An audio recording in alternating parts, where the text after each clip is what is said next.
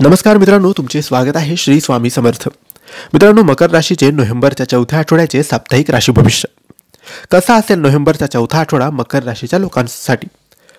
मकर राशीच्या लोकांसोबत नोव्हेंबरच्या या चौथ्या आठवड्यात कोणत्या गोष्टी होतील, कोणत्या गोष्टी नाही होणार, काय करावे काय नाही करावे याबद्दल थोडक्यात सविस्तर माहिती आपण आजच्या या व्हिडिओमध्ये जाणून घेणार आहोत. तुमची किंवा तुमच्या जवळच्या व्यक्तींची मकर राशी असेल तर तुम्ही हा व्हिडिओ संपूर्ण बघा, कारण या व्हिडिओमध्ये आम्ही तुम्हाला सांगणार आहे मकर राशीचे नोव्हेंबरच्या चौथ्या आठवड्याचे साप्ताहिक राशी भविष्य. मित्रांनो, हिंदू कॅलेंडरनुसार नोव्हेंबर महिन्याचा चौथा आठवडा सुरू झालेला आहे. हा नवीन आठवडा मकर राशीसाठी नेमका कसा असेल, मकर राशीचं करिअर, शिक्षण, लव्ह लाईफ आणि आरोग्याच्या दृष्टीने नवीन आठवडा मकर राशीसाठी लाभदायी आहे की नाही हेच जाणून घेण्याचा प्रयत्न आपण आजच्या या व्हिडिओमध्ये करणार आहोत. मित्रांनो, आठवड्याच्या सुरुवातीला तुमच्या जोडीदाराशी किरकोळ वाद होऊ शकतात, परंतु तुम्ही ते सोडवण्याचा प्रयत्न करावा. कठीण प्रसंगातही संयम ठेवा. हट्टी असण्याने नातेसंबंधांवर नकारात्मक परिणाम होतो, त्यामुळे तुम्ही चुकत असाल तर माफी मागायला अजिबात संकोच करू नका. अविवाहितांचं लग्न आठवड्याच्या शेवटपर्यंत ठरू शकतं. काही जण जुन्या प्रेमाकडे परत जाऊ शकतात. हा आठवडा फलदायी राहील. व्यवस्थापन तुमच्या कामावर खुश होतील.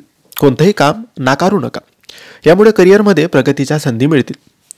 ज्यांची मुलाखत आहे त्यांना या आठवड्यात मुलाखतीच्या कोणत्याही अडचणींविना यश मिळेल.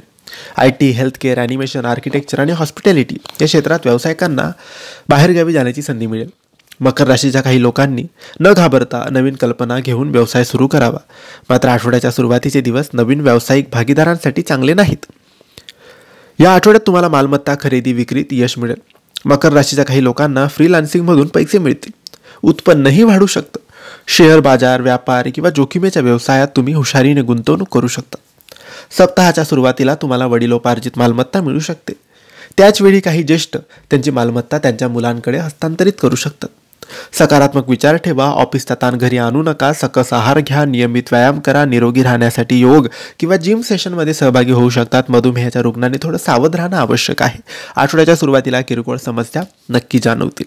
तर मित्रांनो, हे होतं मकर राशीच्या नोव्हेंबरच्या चौथ्या आठवड्याचं साप्ताहिक राशी भविष्य. तुम्हाला ही माहिती कशी वाटली आम्हाला नक्की कळवा, आणि माहिती आवडली असल्यास लाईक आणि शेअर करा. काही प्रश्न असतील तर कमेंट्सद्वारे विचारा. आमच्या चॅनलला सबस्क्राईब करायला विसरू नका. धन्यवाद. श्री स्वामी समर्थ.